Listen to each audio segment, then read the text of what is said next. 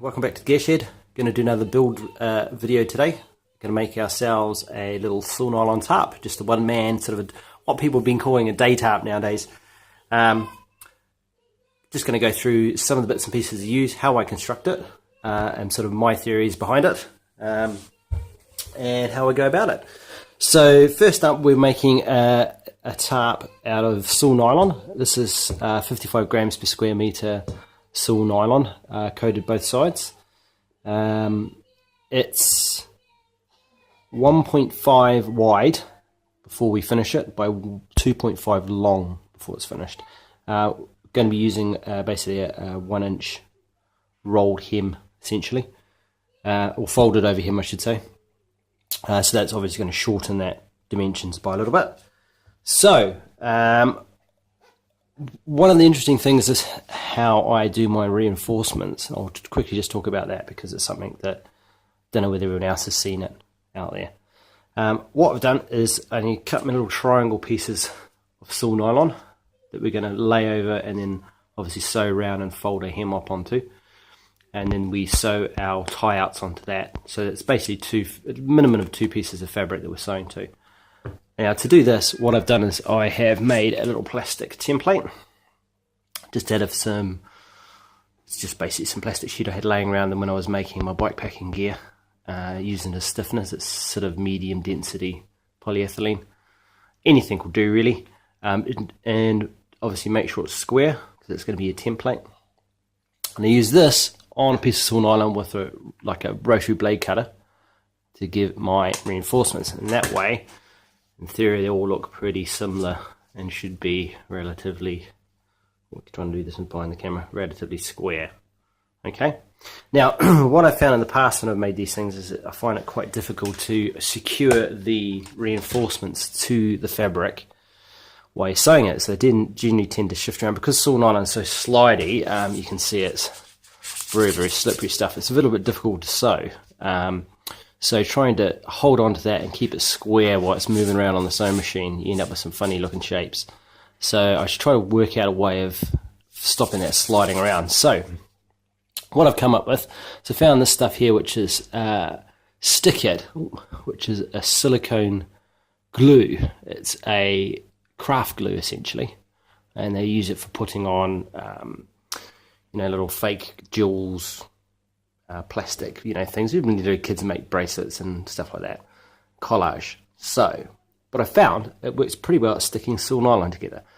Wouldn't use it as a standalone reinforcing piece where you're not going to sew it, so it's not like sticking carbon fiber together, but this does help immensely by basically sticking the reinforcements to the silnylon that you're going to be sewing. Stops them moving around. So Stick It, have a look for it, see if that works for you. This does bring up a couple of little issues which we'll talk about later, but for intents and purposes it does a good job. So how it ends up then looking is you've got, see that, I need to tidy up the glue afterwards, but it basically sticks the reinforcement panel in place. So that's stuck there. So that does 2 things. That obviously holds it in place and also mitigates any issues that you might have with water getting in between the 2 layers. Like some people think that's a bit of an issue. If you have a waterproof piece of reinforcement fabric, that it might then accumulate water between those 2 layers. But doing this means that there's basically no way for the water to get in because it's all glued together. So it's almost nearly a laminate kind of scenario. So what we've done is we've obviously glued it away from the edge, because what we're going to do is roll our seam over, and then I can't do this behind the camera, but basically rolling over and sewing it. So therefore we have multiple layers on the corner, and then our tie-outs will come across, sew through at least these 2 layers, and then on the edge here it'll be obviously multiple layers as it folds over. So that's what I've done. So all my reinforcements are done like that. So across the narrow end we've got 3, and across the long end is 5. Okay. So to get this, what I've done is I've used my Stick It, and I have basically spread glue across the material. I used look at that pizza ass. just a little plastic. These one of these keyring cards you end up getting free all the time. Use that to spread the glue across so it's nice and even. And then I've stuck that to me saw nylon, and then I've spread it across so that it's all nice and evenly glued to it. That's why, hence you see it's a bit shiny on it. It's near the handle there. You're going to be seam sealing this anyway, so it's going to have some silicone stuck on it. All right. So for marking and such like, I've used this little seam guide. These are worth their weight in gold. You can then adjust whatever seam allowance you want, or if you want to measure 2 inches or 1 inch or 10 centimeters, whatever it is, you just do it there. And then I use a bit of dressmaker's chalk. You can also get, which I have used in the past, which I managed to run out of, is a chalk pen that kids use for drawing on, chalkboards and the like, and that works quite well. I mean, this one here you do have to persevere to get it to mark the saw nylon, but you get a decent enough mark with that. Obviously, make sure it's a colour you can see. So those two are pretty essential. Always make sure bring a lighter. You get a few stray threads every now and again. It's a quick and easy way of doing it, but bear in mind saw nylon does burn quite quickly, so watch out for that, otherwise you might not have a tarp in the end. Right, so apart from making our reinforcements, we're obviously going to need some tie-outs. I'm going to use this polyester grosgrain stuff.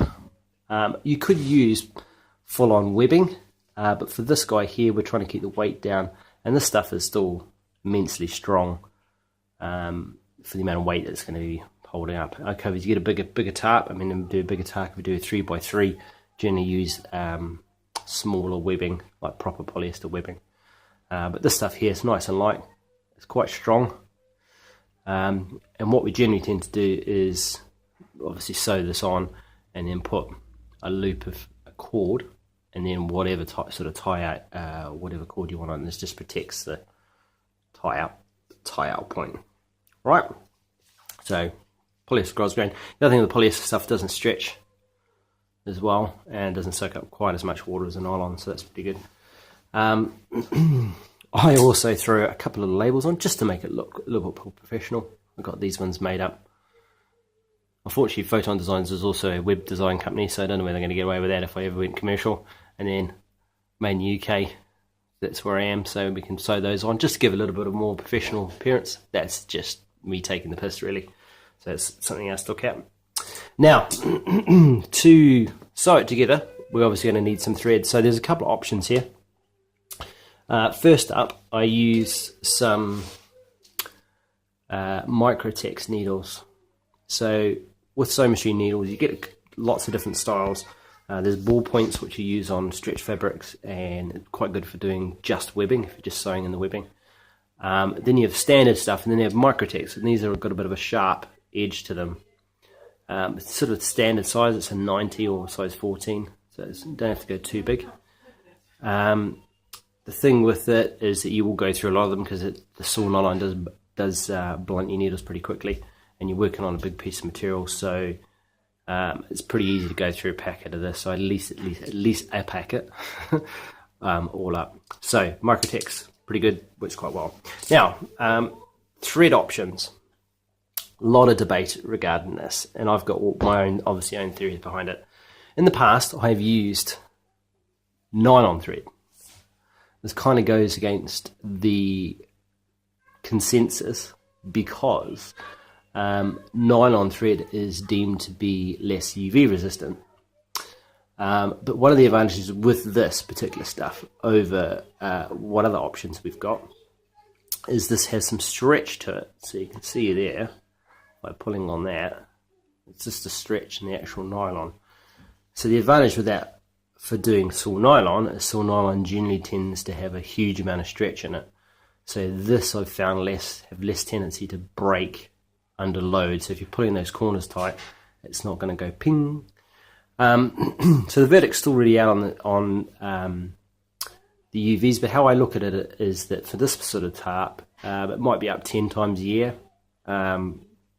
In the UK, generally it'll be in the rain, so it won't be a lot. It's not going to get massive amounts of UV, so you're still getting a very long life out of it. Different if you had it up and stayed up the whole time.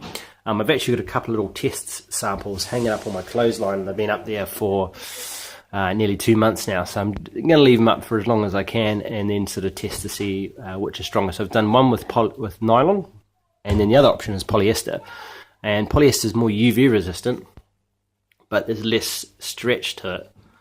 So the slight disadvantage with that is that you can have issues with, especially on a long piece of material, if you're pulling it tight, if the tension's not right on the sewing, it'll actually pop the thread, and obviously the thread will unravel. So yes, so what we're going to try and do is, I think we're going to use the polyester thread, give that a go. As I said, I don't usually use it making silnylon, so this is sort of a bit of uncharted territory for me. So this is Gutermann's Terra. This is Terra 60. Ooh. Right. So, yeah, so thread-wise, I find whichever works. Some only other slight downside with this stuff is because it's stretchy. Not all sewing machines will like it very much because of that stretch. Some of them won't hold the tension and might slip a little bit. You've got to experiment with you. I mean, I've got a new sewing machine now, so I'm still in the learning phase on what works and what doesn't work. So we'll give the polyester a go and see how we go with that. Now, one other thing I find that's very handy is this little guy here, which this is a magnetic seam guide. And this basically magnet on the bottom with a little bit of rubber, and that sticks to the top surface of your sewing machine. So your needle's going up and down like here, and you can move this because it's magnetic on the base plate backwards and forwards to get your seam allowance. So when we've got this rolled over and we're sewing, we can then get that to keep the seam correct. I'll show you in a minute when I've set it up, but that'll allow for just a straighter seam. It's very hard to get it neat over a big area. You need a fair bit of practice to do that. Alrighty, so that's pretty much how I do it. What we need to do next is, once we've sorted our machine out, get a piece of scrap material, sew it, just to make sure the tension's right on your machine, and go from there. Now, silnylon, I'm not going to kid you, it's difficult stuff to sew. It's very, very slippery. Depending on the weight of it, this is reasonably heavyish weight stuff. You can go lighter than this. I've used stuff that's 38 grams a square meter, and this is 55. 38 gram stuff is a bit of a nightmare because it's basically like sewing a silk condom. It's the easiest way to describe it. It's very, very difficult, and generally gets to suck down into your feed dogs on your sewing machine. So you need to do a bit of practice, get some scrap pieces. So when you're ordering your fabric, make sure you get a little bit more than you need, so you can have a dick around, have a play, and then try and sort out your tensions and what's going to work best for your fabric and for thread wise and needle wise and stuff. Every machine I've found has been a little bit different. You know, some people say, oh, you can't use this and you can't use that, and I've managed to make stuff with a machine and with needles and with thread that in theory I shouldn't have been able to do anything with, but it was still serviceable. So yeah, something to look at with there. So what we'll do is, that sort of gives you an overview. I will start rolling the seam and use a few. Basically, I'm going to roll and pin it using my little seam guide here to make sure I've got even seam down the side. We'll set the sewing machine up, pop this guy on the sewing machine, and we'll bring you back and let you have a look at it then. Cheers, guys. So just bear with me. Back here is the sewing machine I'm going to use. It's a Singer Heavy Duty. It's a 4420, you're going to say 4425, something like that, 44 something. Essentially, it's just a little bit more heavy duty than a standard sewing machine. It's kind of straddling the realms between this and a domestic sewing machine and an industrial one. Some of the things are different than my old machine, which is very helpful. It has a needle position knob, so it means basically, if you watch carefully, hopefully you pick it up in the video, if you move your, see that needle goes from one side to the other, so that's quite good for positioning to doing zippers. Also, what I find is if you want to get really close to a piece of material, to an edge of a piece of material, you can then use the edge of your foot here, and that brings that needle closer to the edge, so it gives you a bit of a cleaner finish. The other thing it does have is a knob here to change the pressure of the foot. So haven't really used that yet, so we'll see whether it's going to be necessary for silnylon. My other machine was pretty hit or miss. I kind of got it set up and just left it for silnylon. And the other thing is, as I mentioned before at the start of the vid, we've got this little magnetic, very, very sticky guide. So the idea with that is then you stick this on here, you can change the angle of it, and essentially what you're doing is you can then measure between the edge of your guide and where your needle is. So if you want, say, a 1 inch, you can move this across so that it's roughly 1 inch between the end of the needle and the edge of the guide. So that's quite good. Obviously then you're going to have a nice seam allowance. Righty ho, so what we've done, we have pinned the edge of our tarp. So what we do is we folded the fabric over and then over again. So you've got what's that, 1, 2, 3, 4 layers in there. And now what we're going to do is sew along this edge to basically connect it down. Then the next thing we need to do is we need to sew these reinforcement patches in a diamond shape. Okay, so I'll crack on with that and I'll bring you back once I've done it. It's a bit hard, unfortunately, to show you the actual sewing part of it because I don't have a tripod that fits quite well. But you'll get an idea once I've done it. Alrighty, so I'll hang tight and we'll bring you back in a sec. Alright guys, bring you back. So this is me sewing. So I'm sewing the corners on. I've done 2 sides at the moment.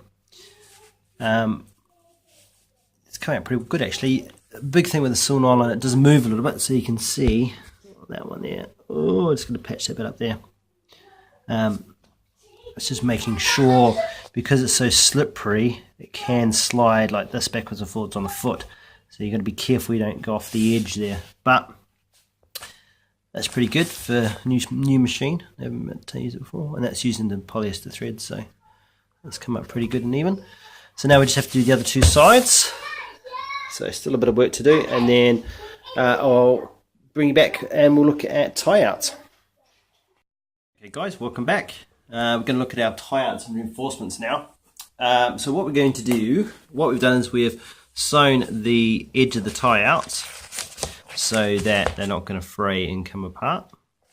Okay, and then we have to sew on our tie-out points themselves, this grosgrain stuff. Now I've done a couple over here, put me labels on. Use my sticker to glue my label on there so I don't have to sew it. And we're trying to go for a box stitch. Now I do find with the box stitch it takes a huge amount of practice to get it even. As you can see, it's not particularly even there.